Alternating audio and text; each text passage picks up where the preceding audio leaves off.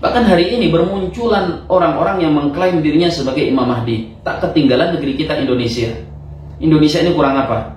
Yang ngaku jadi nabi banyak, yang ngaku jadi Tuhan juga ada.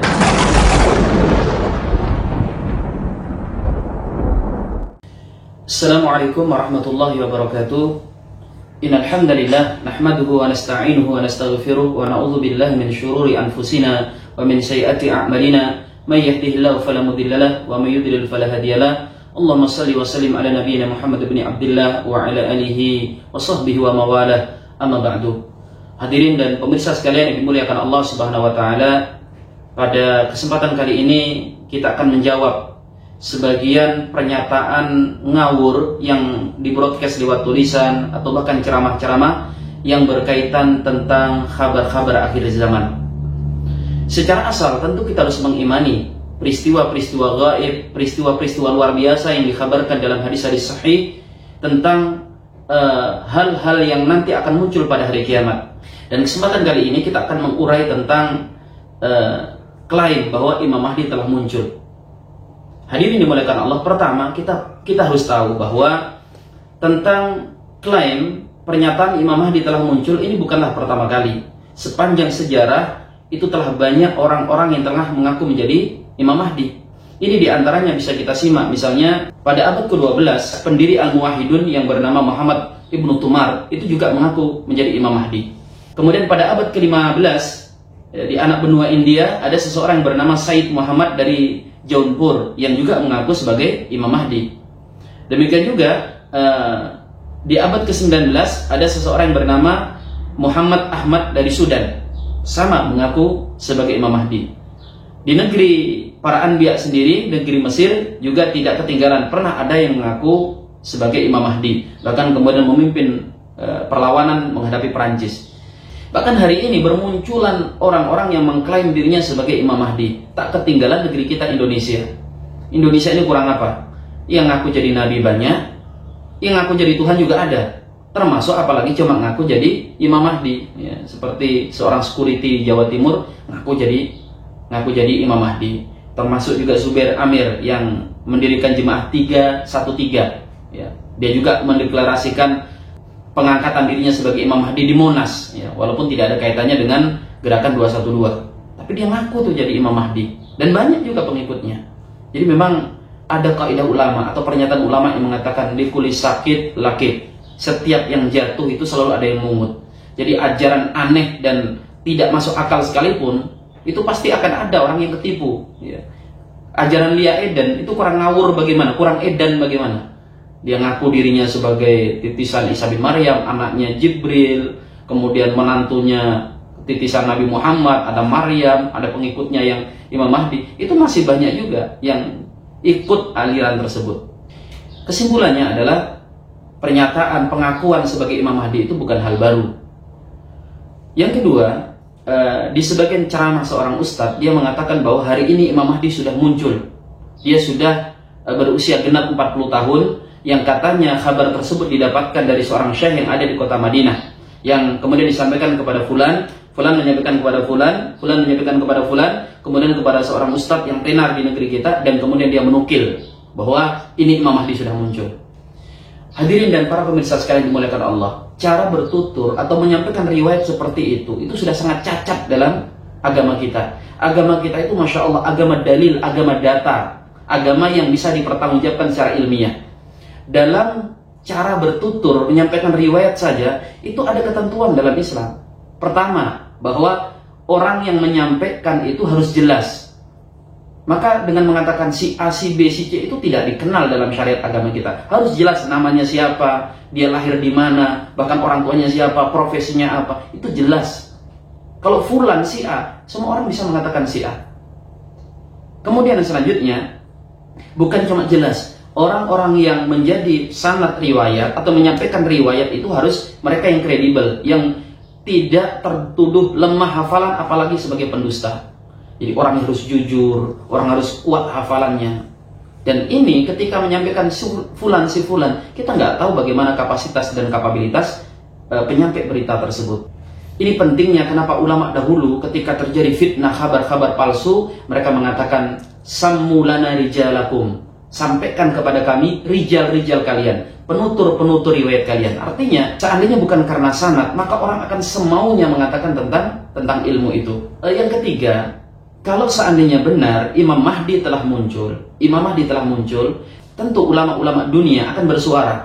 Ulama-ulama Azhar pasti akan memberikan penjelasan kepada umat. Ulama-ulama yang ada di Saudi, MUI, dan lembaga-lembaga fatwa akan menurunkan fatwanya. Mana mungkin untuk perkara yang sepenting Imam Mahdi, ulama akan bungkam. Untuk masalah corona saja, ulama menurunkan fatwa. Bagaimana dengan Imam Mahdi? Sampai kemudian ulama bungkam dan tidak bersuara. Tidak mungkinlah itu. Kecuali kalau kita menuduh ulama-ulama kita hari ini semuanya ulama ulama jahat, ulama penguasa. Benar ada ulama-ulama jahat, tetapi mereka bukanlah ulama-ulama kita secara umum. Jika ulama tidak kita percaya, lalu pihak mana lagi yang tidak kita percaya? Yang selanjutnya, hadirin dimuliakan Allah, terkait masalah Imam Mahdi, hendaknya kita mencukupkan kepada hadis-hadis yang sahih berdasarkan penjelasan para ulama-ulama yang diakui ilmunya. Jangan memungut sembarang di pinggir jalan. Ini masalah penting, ya. Sehingga hadis-hadis Nabi SAW masalah Imam Mahdi ini telah jelas. Maka jangan dikaburkan dengan analisa-analisa atau ilmu cocoklogi yang sifatnya murahan itu. Misalnya kita perlu tahu tentang Imam Mahdi berdasarkan hadis sahih. Rasul SAW bersabda dalam hadis riwayat Abu Daud mengenai Imam Mahdi. Dalam Sunan Abu Daud misalnya disebutkan tentang tanda-tanda kemunculan Imam Mahdi. Ini menjadi patokan bagi kita. Dikatakan bahwa Rasul SAW bersabda, "Laulam yabqa minad dunya illa yaum, la tawalallahu dzalikal yaum hatta ba'asa fihi rajulan min ahli baiti."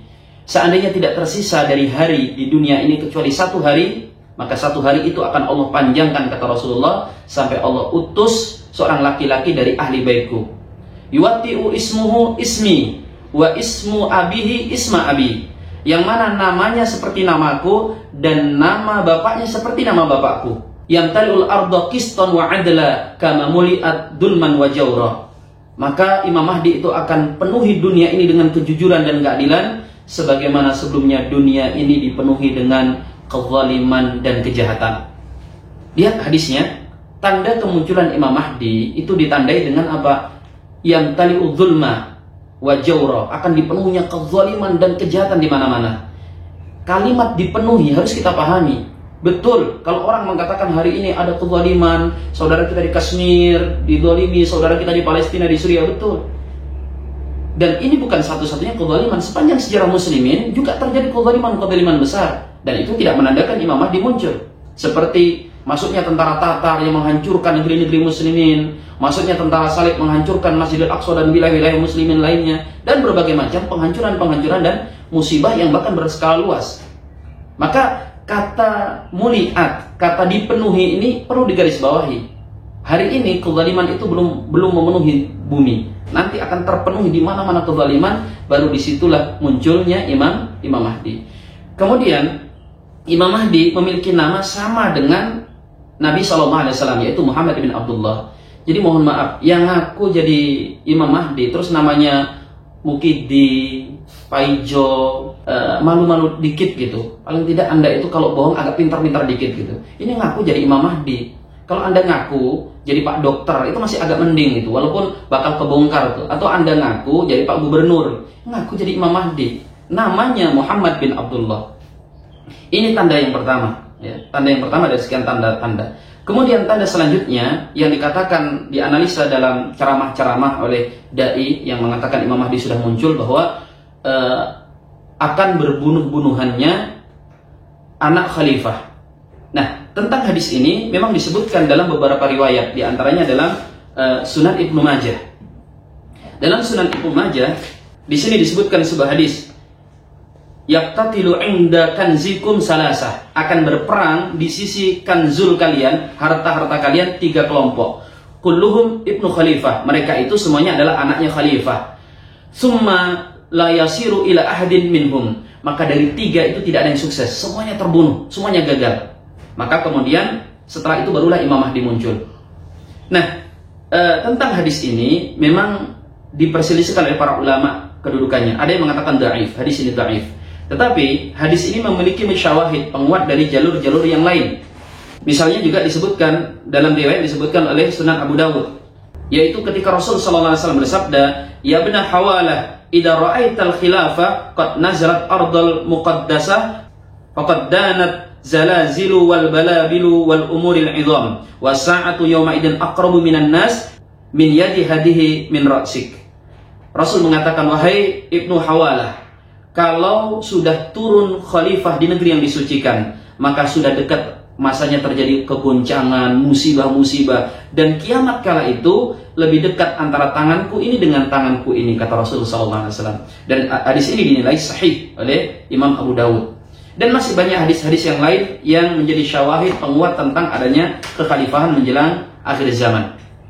Nah, hadirin dimuliakan Allah Ta'ala, masalahnya, katakan hadis ini bisa diterima, Ustadz atau mubalik ini mengatakan bahwa, atau mengkaitkan dengan adanya kerajaan Saudi hari ini. Ya. Ini lihat nih, nanti kalau Raja Salman ini terbunuh, akan berperang 3 keluarganya, antara pangeran ini. Padahal kalau kita amati, yang bersangkutan juga di tahun-tahun sebelumnya itu mengatakan yang sama, cuma subjeknya berbeda. Raja Abdullah. Ya, nanti kalau Raja Abdullah ini wafat, akan berperang antara Raja Salman, Pangeran Mukrin.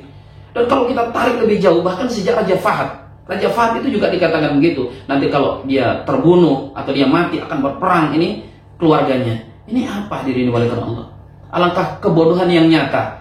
Bahasa hadis jelas mengatakan khalifah, kekhalifahan, bukan muluk, bukan malik, bukan raja, bukan kerajaan.